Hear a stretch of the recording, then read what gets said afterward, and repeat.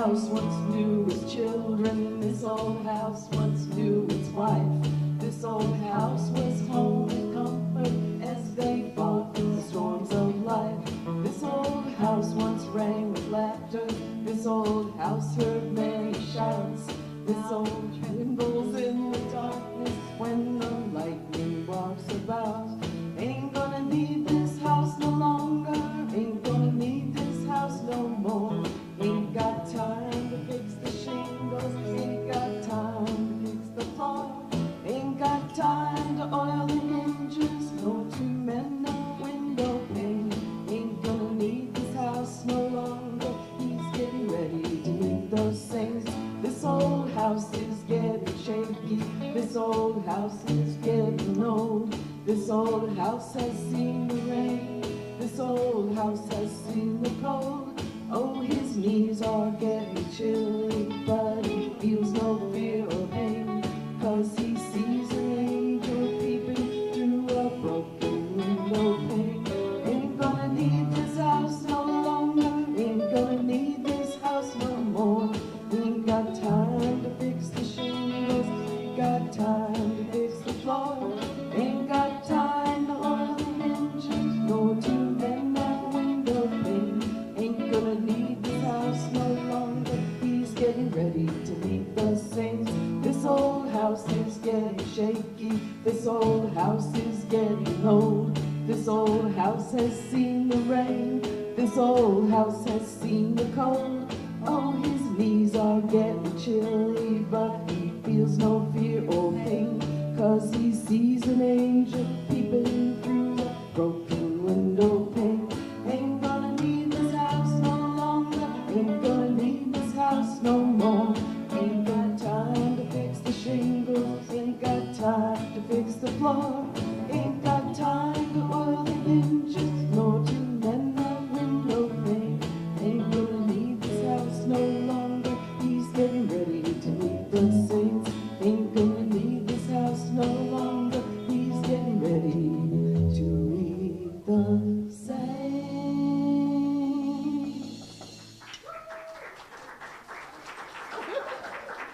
Well, they liked it. All right, now settle down. Now we're going to start the service. All right. Our house.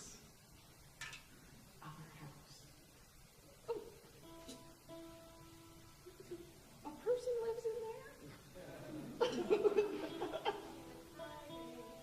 Her house.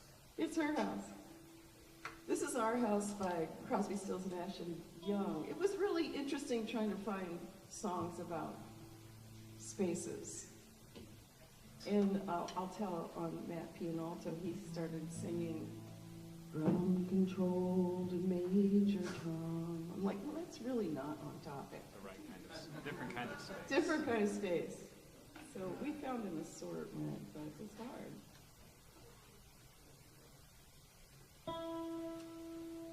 I'll light the fire.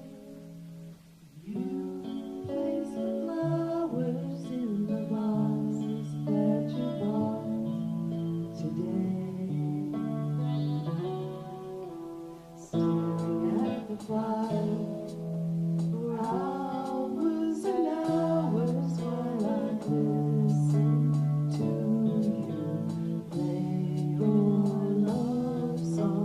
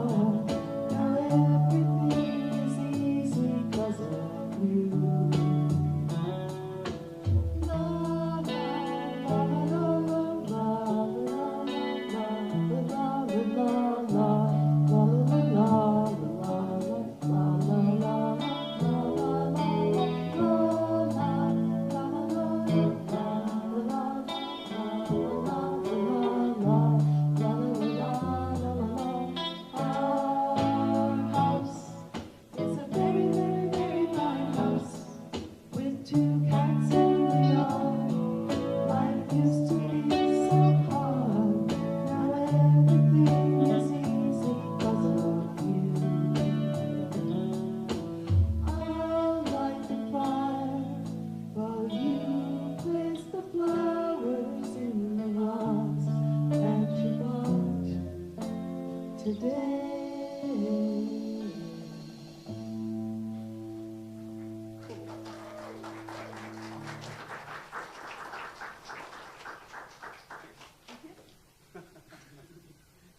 Welcome, welcome everyone. Looking around for any guests.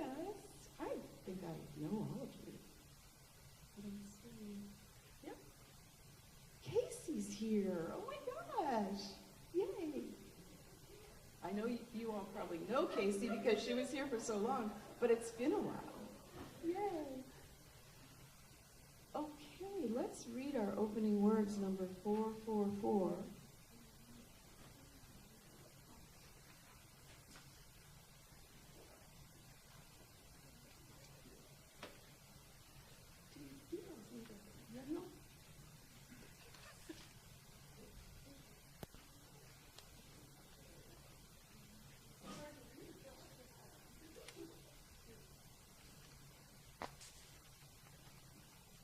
This house is for the ingathering of nature and human nature. It is a house of friendships, a haven in trouble, and an open room for the encouragement of our struggle. It is a house of freedom, guarding the dignity and worth of every person. It offers a platform for the free voice, for declaring both in times of security and danger, the full and undivided conflict of opinion. It is a house of truth-seeking, where scientists can encourage devotion to their quest, where mystics can abide in a community of searchers. It is a house of art, adorning its celebrations with melodies and handiworks. It is a house of prophecy, outrunning times past and times present in visions of growth and progress. This house is a cradle for our dreams, the workshop of our common endeavor. We're going to sing a chalice song. If I could get somebody to light the chalice. Oh, thank you.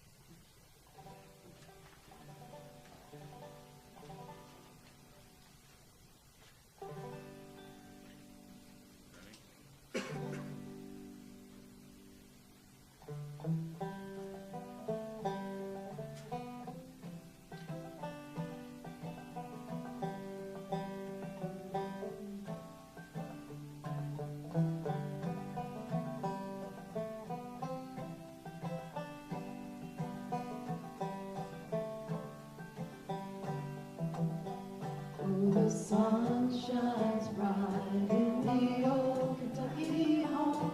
'Tis summer, the people are gay.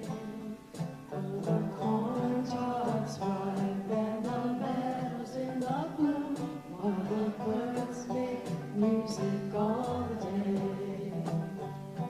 The young folks roll on the little cabin floor, all merry, all happy and bright. By and by, hard times come a-knocking at the door. In my old Kentucky home, good night. Weep no more, my lady. Oh, weep no more today.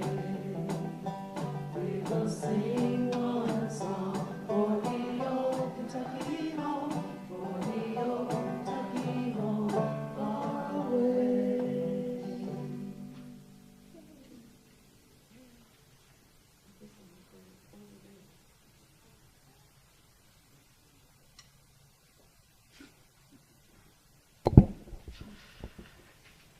At this time in this community, we take time to hear what's on each other's hearts, so please come up and share. Did I skip something? Oh, the chalice reading, 448. Sorry. Moving back and forth is confusing.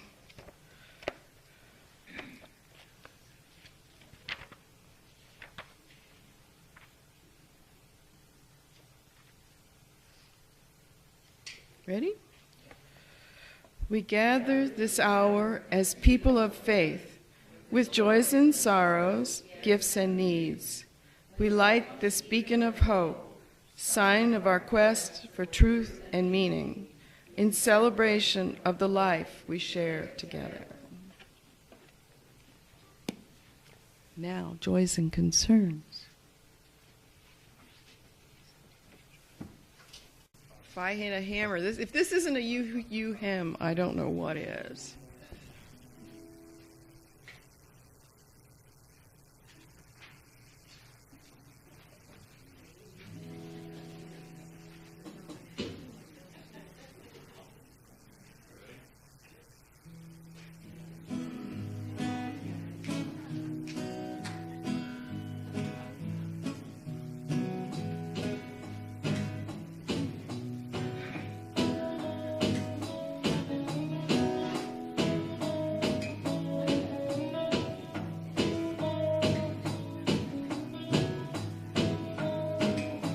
If I had a hammer, I'd hammer in the morning, I'd hammer in the evening, all over this land.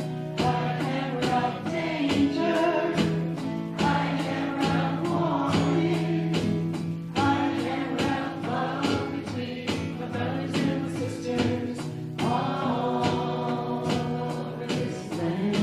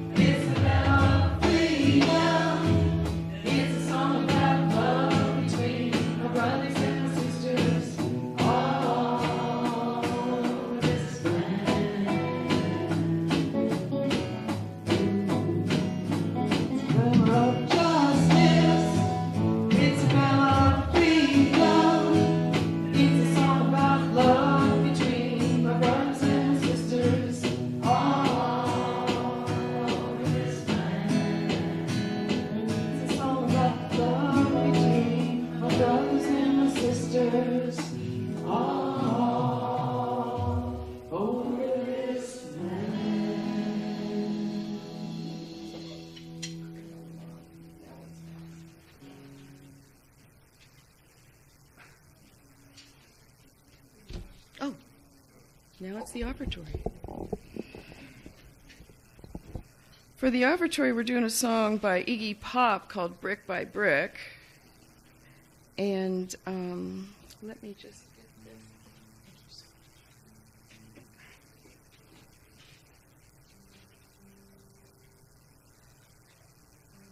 We did have to UUize the words.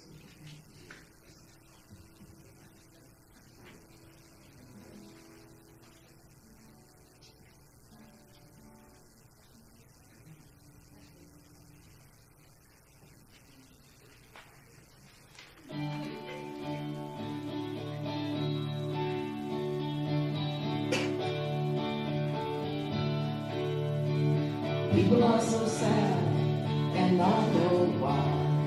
With no chance to live before you die. You get pretty sick if you have to keep it inside.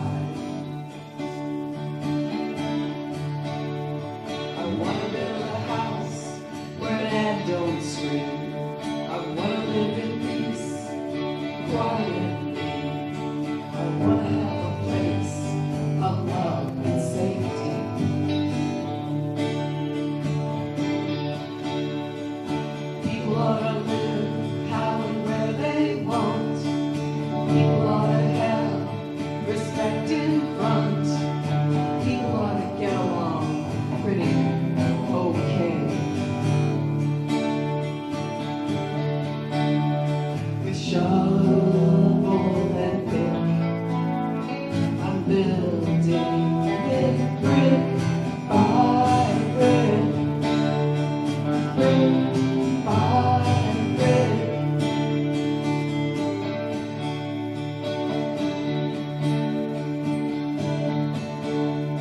I'm building a house where I can think and have some balance and dignity. I'm building a house where no one can hurt me.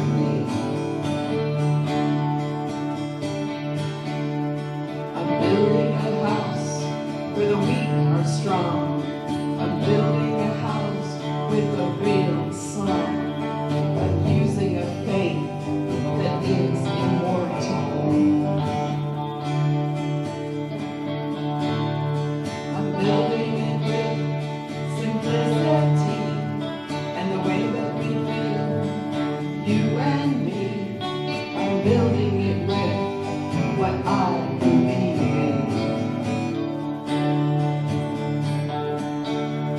With shovel and pick, I'm building it brick by brick, brick by brick, brick by brick.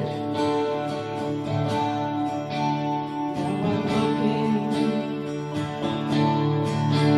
at just a little time. So be it. I want to be true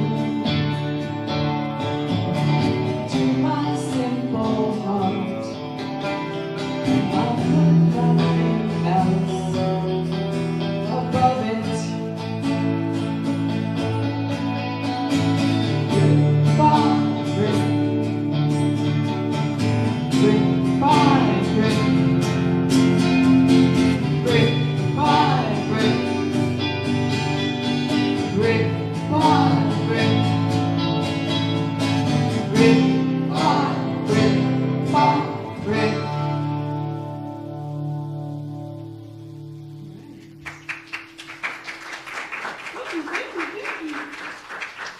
Break out into a little rock and roll. That makes Gregory so happy.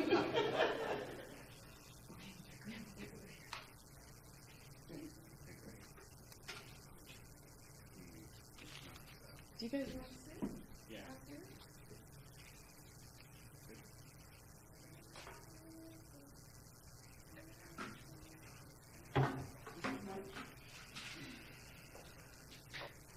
Okay.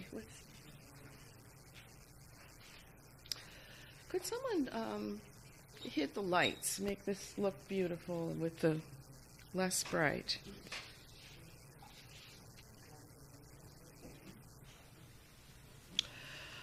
Okay, so last spring I was thinking about this sort of how the space is evolving and adding stuff and how it looks and building on and all that, and I thought, this is interesting. I'm, because of the research and kind of who I am, I'm very interested in how humans use their space. So I proposed to the board, let me keep going. Oh, there we go, there's the beginning. So I proposed to the board that we start a year-long conversation, and they said yes, we could do that, about the feel of our space. So this is the kickoff. So originally, and I never saw this, but this Uufmc had a rental space, and I wished we had pictures. I would have loved to have put that in here. And then we bought this space we're sitting in now. This was a Jehovah's Kingdom Hall, and it just comes with some givens. I mean, this is the way it's laid out. We haven't changed the wall or floor colors or these like trims around the windows. There was a stage, which I think was kind of new to the UUs because it was years before anyone actually stood on it and used it. And then there were, of course, the restrooms in the lobby. And then the things that came from the rental space, as far as I can tell, are this pulpit right here made out of walnut, some of the art that's here, some of the plants. I'm not sure if they came all the way from then, but there's always been plants. And then a piano. This is so, and like I said, nobody was using the stage. I was always like, why aren't we using the stage? Then an addition was built. Still needs a place to reside. It still needs a place to call home. Whoa. I told Jack I was going to quote him. He's like, I don't remember any of this. But it's a homily that I found. I can give you the whole thing, too.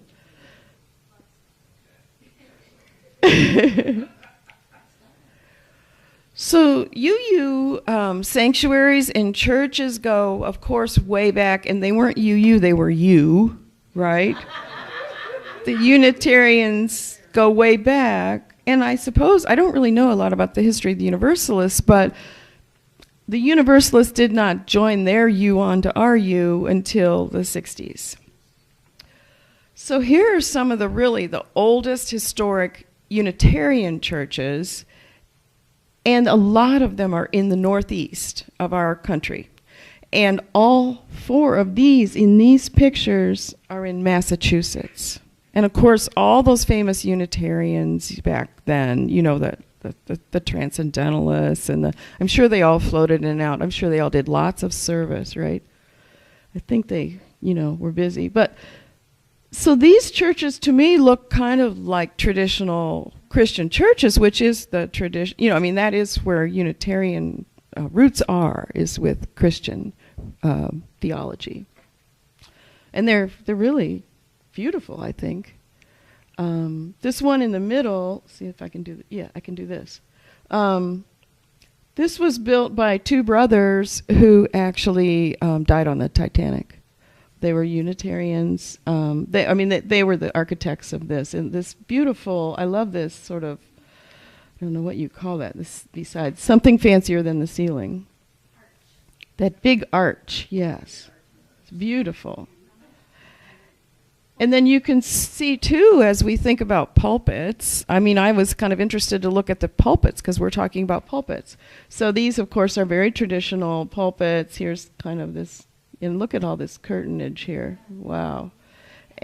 And then this thing, wow. And, oh, wow, this. And, oh, wow, this, with these things, too. So it's very, very traditional and kind of serious looking to me. And the pews, very churchy, pews. Yeah. So moving on. This is all laid out kind of chronologically. And I'm sorry, I don't have actually there are notes over there and I can't see them from here, can I? Let me take this off.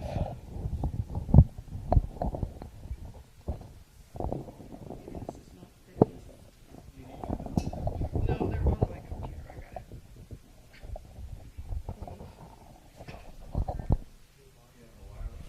I got it. I can do this, and still, then you can hear me. Okay, I don't have any notes on this one, but, so these are, am I on your way? These, again, are older UU churches, but these are definitely older UU churches that are still being used. I believe, if I remember correctly, this one is in the south. But I don't, there's some detail written on. It looks like a lot like the one in Washington, D.C. I don't know whether. This one? Yeah. Older UU churches that are still being used. This one, I think it's pretty cool the way it has a little bit of a rounded feeling to it. And then it looks like it's decorated for Christmas, maybe. Right?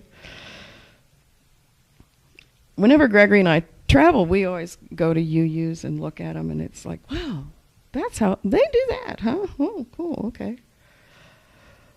So these are moving into more modern day.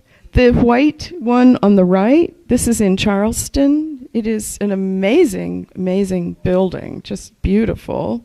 What else have I got here? The one, let's see, which one's which? The First Unitarian Church of Philadelphia, I believe, is the one with the reddish pews right here. And of course, this has been around a long time. Look at that pulpit. It's up in the air, and there's a little cover over it. Like if people throw stuff at you, right? Protects the person speaking. I don't know why they have that cover. It looks kind of Catholic. It's a soundboard? Oh. Oh my gosh. Thank you. I wondered what that was. And then this one down here on the left, where it looks like they have almost looks like an orchestra is up there. That is in Boston. That's King's Chapel in Boston. They all have interesting names.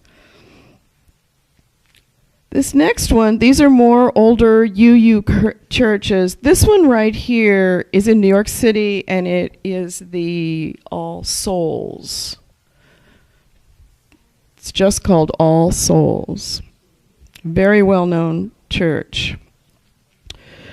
This one over here, I'm not sure, but I think this might be like Scotland or something. I thought it was pretty, so I left it in there. Then the one in the middle is the First Unitarian Church of Philadelphia. So there's the pulpits, and very traditional. These are getting a little more modern. Let's see, I think I have. So the one that it's on the left, it looks kind of half wood. That is in Los Angeles and was built in the early 1900s. Doesn't that just look like LA, right? The one on the right is the UU Church of Tarpon Springs in Florida. It was built in 1909. And it has a collection. You can see these beautiful this triptych of paintings up here. They have a collection of work by one of their artists that belonged to their church. His name is George Innes Jr. And they're all, they look similar to that. So they have a room in their church. I couldn't quite tell, but it was, not right in the sanctuary, but it was another room where they had kind of a gallery of his work, and all the work is owned by the church. So early 1900s. Now, Unity Temple. This is Frank Lloyd Wright's great piece of architecture that people say it changed architecture at that moment. Because what he did was so different than what was being done. And he built it. This is built in 1908. It's kind of in the area of Chicago. They say that it's the first modern building in the world. This is what they say in architecture, because it combines this sort of, it's almost like the bones of the architecture and the way the building's built show.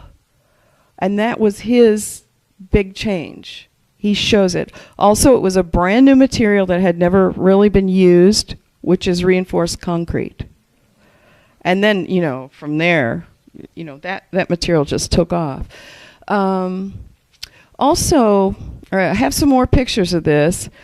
One of the interesting things about the way that he built designed the Unity Temple is that it's supposed to be, the design reflects unity. No one that's seated in this sanctuary is any more than 40 feet from the pulpit. So you can see there's this level here and up here, all the way around these three sides, there's the two levels. So that people are not, there's not way in the back kind of seating. So let me show you some more pictures of this. And this, so what you're looking at right here is this. And it's yes, and I'll show you some more pictures of that. I love this building. Gregory and I visited it, and we really enjoyed it. You can go in and take a little tour. So this here is sort of just a side view. There's also some floor seating, but you can see those two balconies there. You're looking towards the front. These, you can go out over here. This is a view from the very back of looks like maybe the upper balcony, looking forward. And there's those windows. You can see them up there. So he put the windows up at the top because the street outside was kind of busy, and he didn't want that view. So the light comes in from up here. And then this is just a view of, see right here, this pillar, this is a view of the corner. And of course he designed all of the lighting fixtures and, you know, everything. The furniture, everything is Frank Lloyd Wright designed. And they have kind of a foundation to keep this building up, but also a very active congregation. Then another set of pictures. So here's getting at the windows. There it is for you, Diana.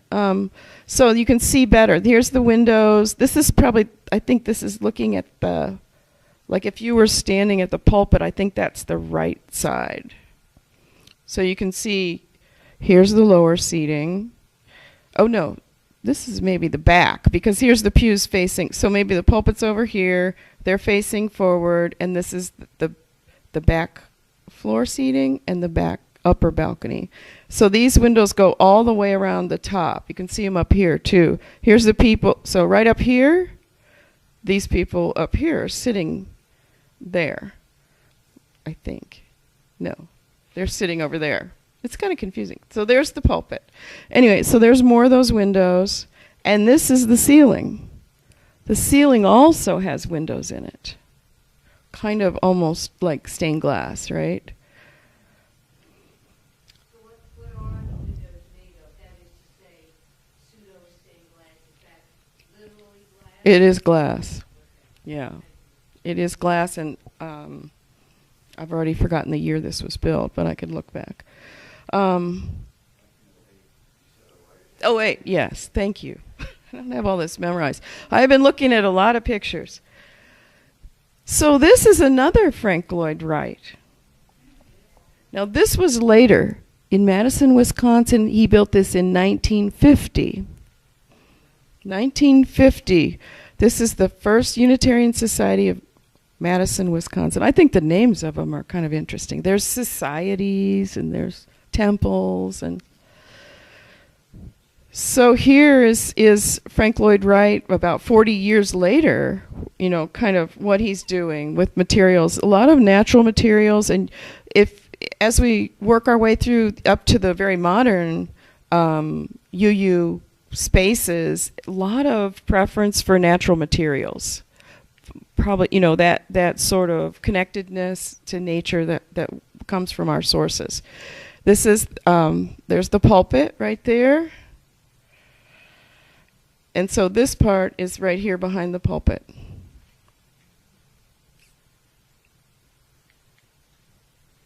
This is the first Unitarian Church of Rochester, New York.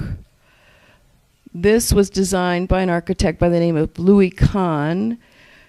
This is one of the largest congregations in the UUA.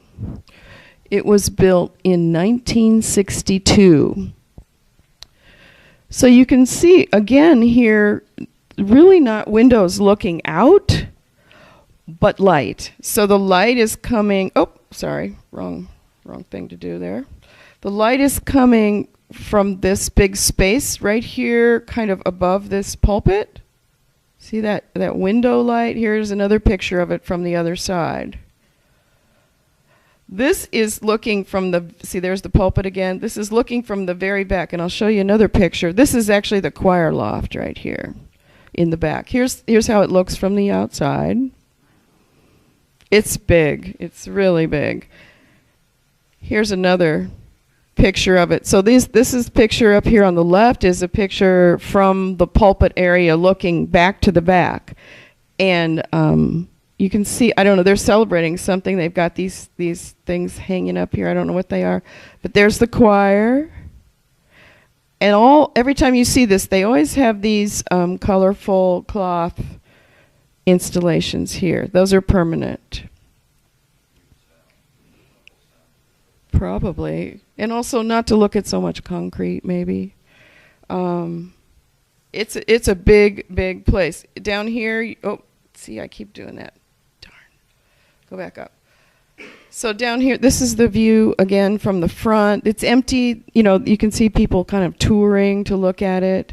And then you can see the light coming in from above, right up here.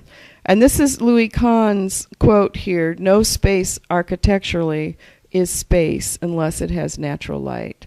So this was his philosophy. And then this picture down here is kind of looking crosswise across the choir loft. So this light is in the back, right here. And then before I showed you the lights that are up, above the front. So lots of kind of light coming down. This is the Unitarian Universalist Church of Sarasota, of course, in Florida. And I think it's interesting, this ceiling reminds me of that ceiling we were looking at in that older church. Yeah?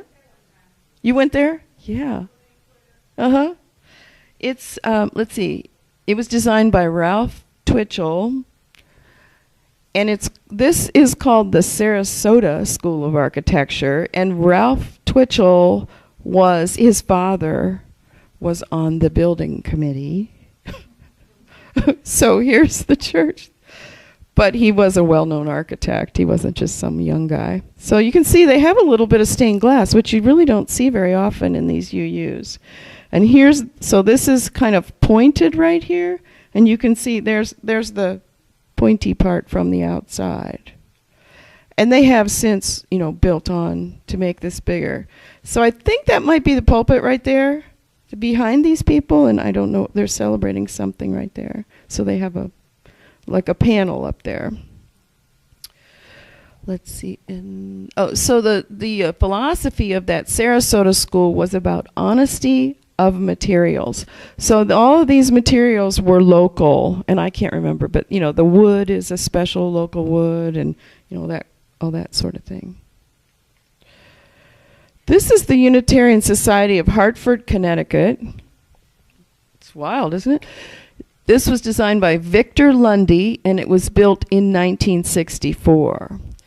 And I really, I think that a lot of these architects were very influenced by Frank Lloyd Wright's efforts to kind of explore what you can do with architecture, what you're expressing with the building. And you can see this. So it's got this amazing roof, and here's what the roof looks like from the outside. And then the pews are it's kind of a rounded setup. And then, I don't know there's the pulpit right there. And then they've got a pipe organ, like in the old churches. Now, I have to say that when I was surfing around to find pictures, there was a special fund to take care of this leaky roof. So there's some problems emerging for that church that was built in 1964. And this is the UU Church of Westport, Connecticut. So these are outside views. This is that from the outside. It's hard to tell, but it's sort of heading upward. Here it is from the side. They're amazing, beautiful spaces. And then this looks out on greenery. This was also built by Victor Lundy, the person who did the one we just looked at. And that was who had the leaky roof, yeah. But this was a couple years later, and this was built in 1965. I think it's interesting, to look at the furniture. I see a lot of these wooden chairs, and we have our, Jehovah's Witness chairs. But, I think they're, it sort of does that natural material thing. I see a lot of churches liking those wooden chairs. Let's see. This is the First Unitarian Congregation of Ottawa, Ontario, in Canada. The UU World, the magazine that we get, has a special feature called Landmarks, where a lot of these pictures that I found came from those. And this was in, I think it was the last UU World. This particular landmark, this beautiful building, was written up because it was having its 50-year anniversary, and the community was celebrating. And here's a quote from that article: "The design and materials were required to embody unity, freedom, simplicity, openness, contemporaneity, humility, and religious humanism. Western red cedar and copper above a strong base of concrete block was used extensively in the entire building to impart warmth and humility and create a subtle tie with the surroundings. No matter what the service is about, one is always connected deeply to the natural world. So that's a person talking about this church who obviously is a part of that congregation. So to me, this looks kind of like the Frank Lloyd Wright building in Madison, Wisconsin, that has the big, tall, kind of pointed glass thing. I'm sure there's fancy names for all that. And also the light fixtures. Yeah, look kind of Frank Lloyd Wright to me. So moving on, here's the First Unitarian Universalist Church of Richmond, not Richmond, Kentucky. Richmond, Virginia. This was built in 1972. See, again, the wooden chairs, the stackable wooden chairs. They have all those lights going, of course, they must do some pretty high-flying... Yeah, yeah. The U-Band envies them, yes. So there's their little pulpit. And so this is a very, kind of wood-focused sanctuary. Aren't these pictures interesting? I love it. Okay. Here's the White Bear Church, UU Church, in Minnesota. This is new. The church has been there a while, but this is their new building. It was built in 2006. So there's two pictures, if you can kind of sort them out. Here's the edge. So here's the pulpit. They have these softer looking chairs, but they're set up in kind of a half circle. Yeah, and then there's these big windows here looking out. This is their property, and there's some kind of, I forget what, special sanctuary garden or something like that out there. So it's a pretty big church for White Bear, Minnesota.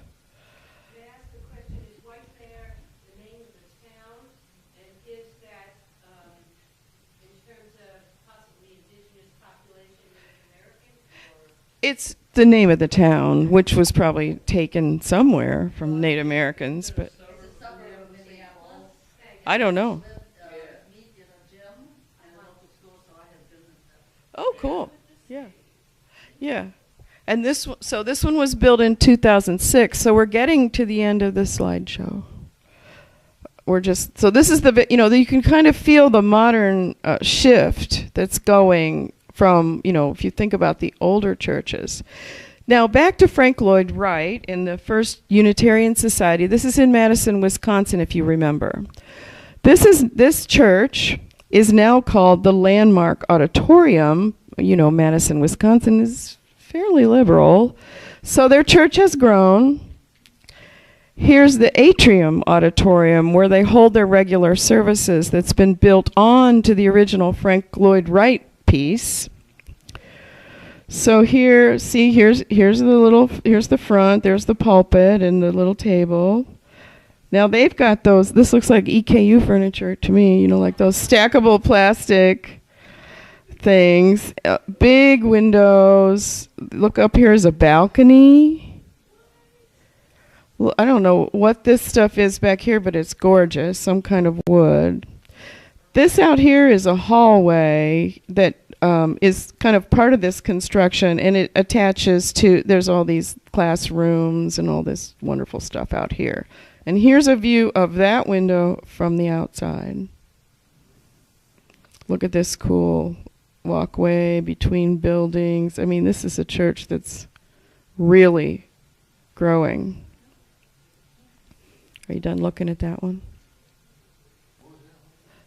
Madison, Wisconsin.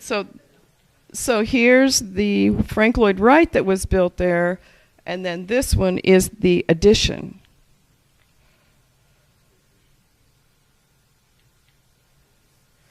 This is the Unitarian Universalist Fellowship of Central Oregon. This is a very new building. It was built in 2015. Central Oregon, I don't remember the city, but Central. I'm guessing it's around Bend, because that would be the big community there, right? Yeah, that makes sense. Yeah. So here is their new, this was built by a group of architects. It's 50 architects who work together to do large construction, and they're called Hacker. Hacker is the architect. So you can see how new this is. Here's, if this wasn't kind of covered up, you'd see there's like logs laying here that was, where it was cleared. So there's the pulpit. Lots of wood. Lots and lots of wood. So here's the front. And then this is the view if you were sitting where they are, looking back. And I think it's very interesting how they scattered these colors in the chairs. And there's more pictures. I didn't put all these pictures in here, but in there, so this is going out into their lobby area, they have some of these colors continued on, kind of shown the same colors. It's beautiful, just beautiful. This hasn't been built yet. Well, this church up here is in Seattle, the University Unitarian Church in Seattle, right where the University of Washington is. And this down here is a drawing. This is from Hacker. So you can see this structure here is right there, and this is their plan of what they're going to build on. So this is in process right now, and it's going to be done in 2019.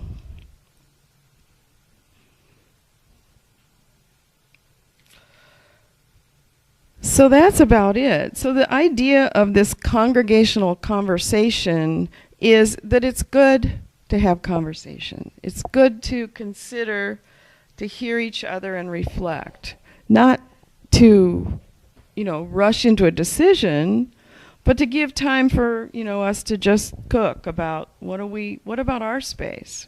Where are we headed with our space? This is, obviously the Jehovah's liked it this way, but is it our style? I don't know. It's just a conversation. Maybe it is, and that'd be fine too.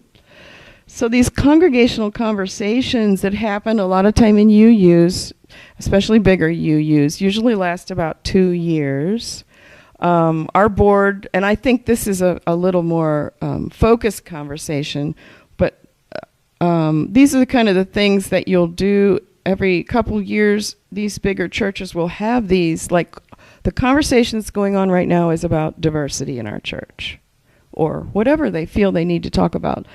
And so those are just examples, but I think this conversation, until May is plenty of time for us. It's a little more concrete than, what's our mission or something. It's pretty concrete.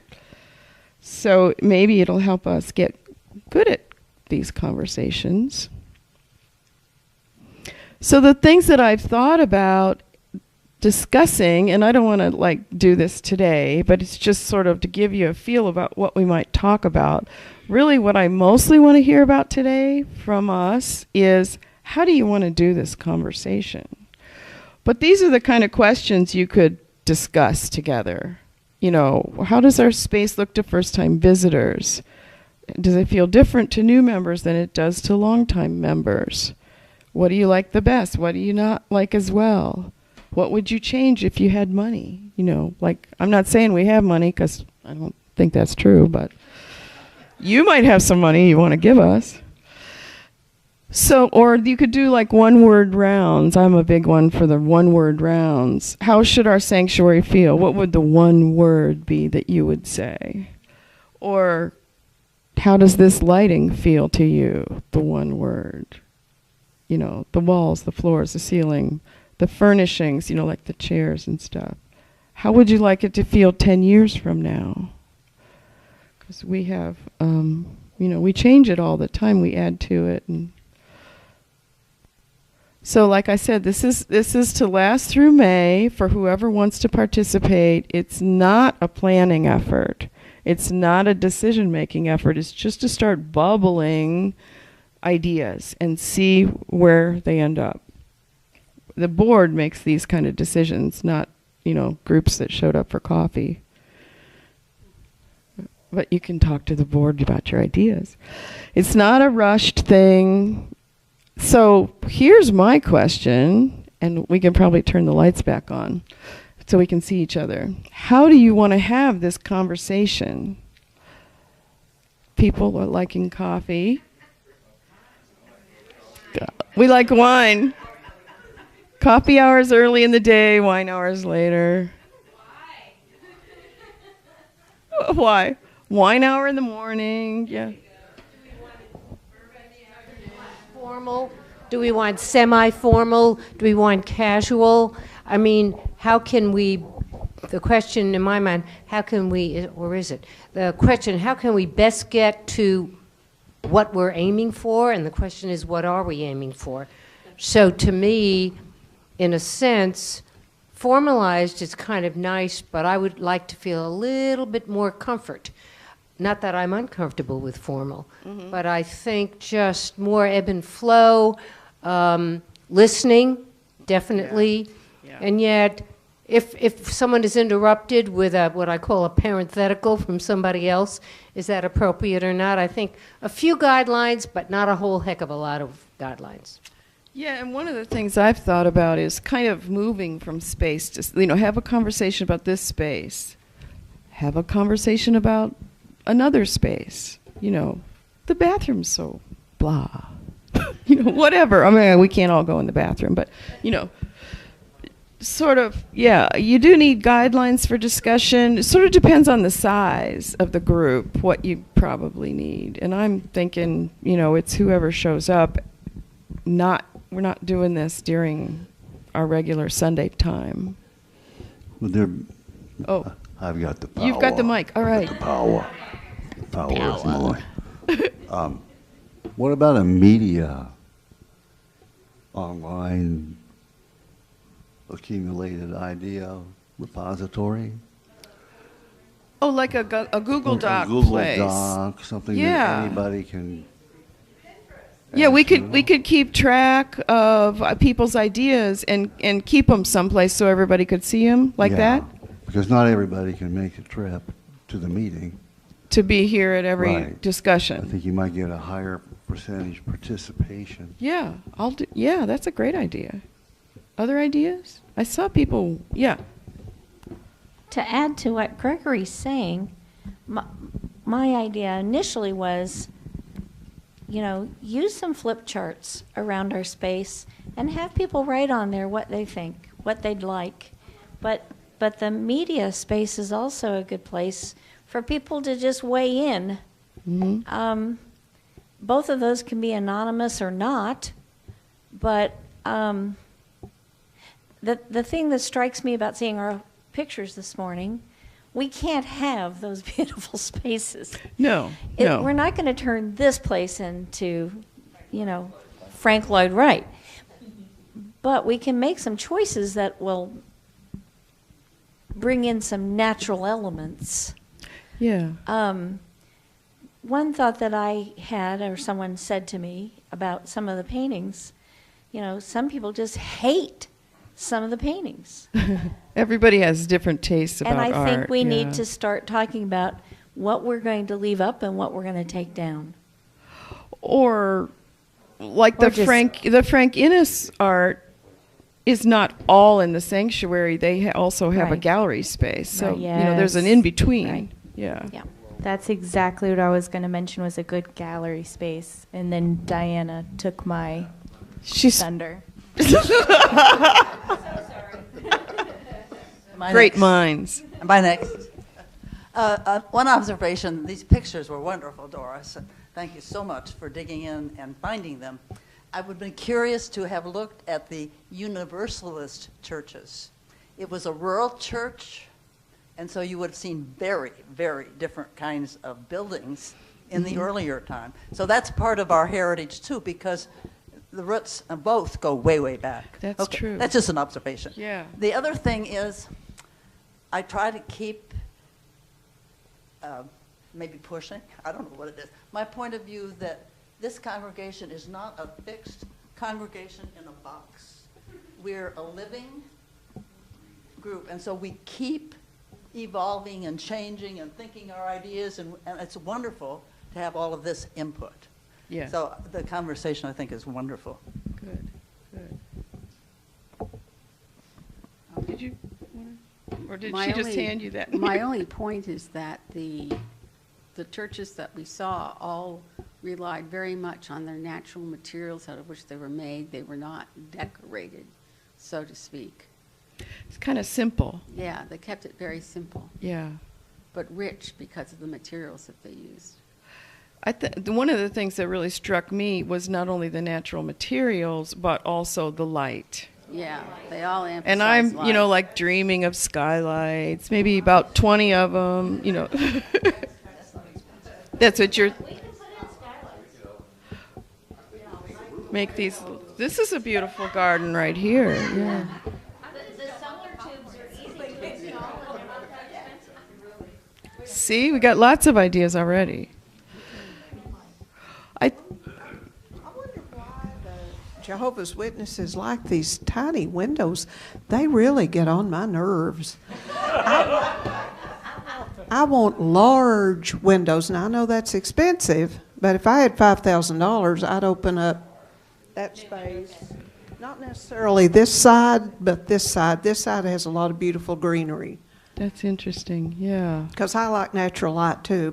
Our house in Barberville, right outside, is very dark, and that's the only thing I don't like about it. It's a old historic farmhouse and very traditional. We've tried to modernize it a little, but it still doesn't have enough light. I think about chairs a lot. Yeah.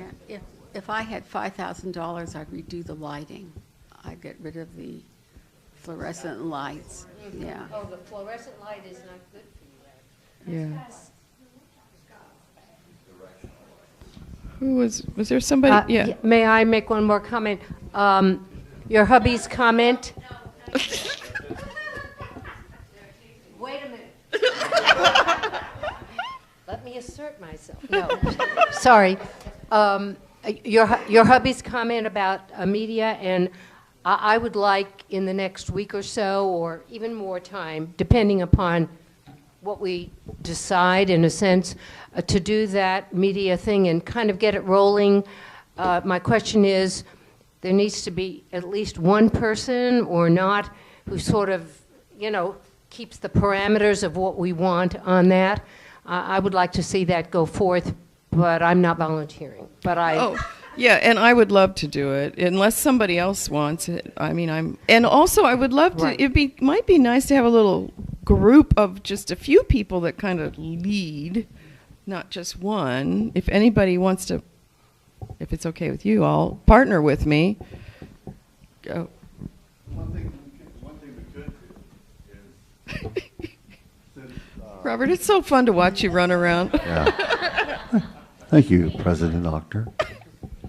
I could put a link on the web page. You could click on it and The put your comment UUFMC webpage? in. Yeah. Good You idea. could link to the repository Uh-huh. and add your comments that way. So But anybody in could the, go? in the interest of, well, I would give it a password. Just UUFMC. Mm-hmm. To get there, so that robots and other hackers can. I'll just go right in there, but Okay, thanks. that'd be a central access point. So may I make one more comment again? Can we have a missive that comes out from UU to the members who weren't here, and plus all of us who are here, remembering it all, to do a sort of a introduction, this is what we're doing, and this is the procedure.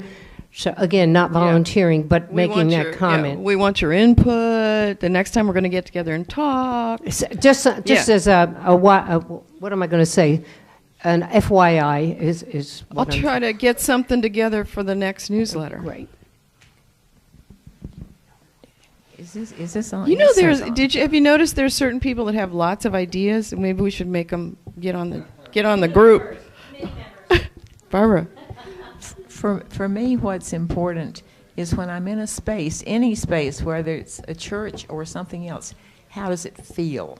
Yeah. Not, I don't like that art, or what. How does it feel to have art? How does it feel to have light-colored whatever, and so forth? Now, we're not going to put in $20 million to do all our ideas, but I think not just in churches, but everywhere you are, look around. How does it feel to be there? That's the critical thing for me. And how do we want it to feel? Yeah, and that's a good place to start, instead of just talking about the cost of a chair or something, but to talk about what do we want? What do we want it to feel like?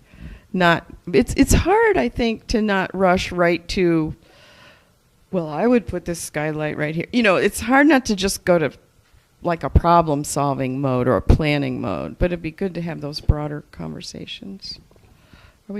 I just wanted to say, back in the summer when we were in our informal seating areas, that really appealed to me aesthetically. I like to walk in and see a different design of the chairs, and the pulpit maybe over there or over here or somewhere else.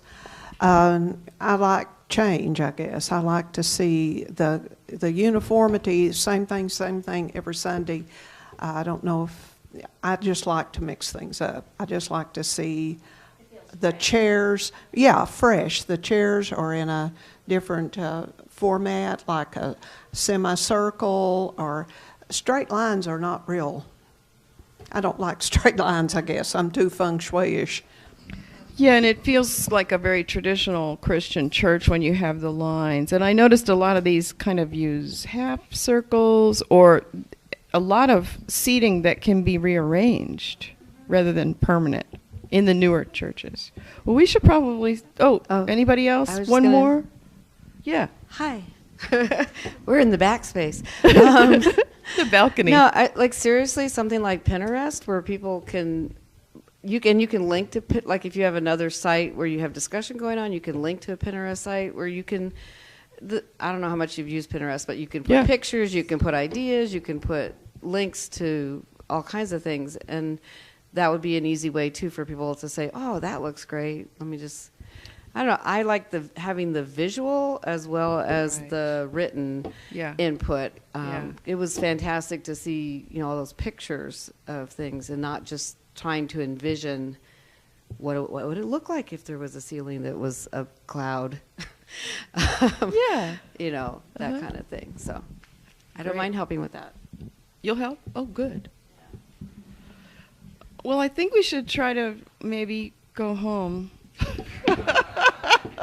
Well, actually, the program committee has to stay here. We have a meeting. But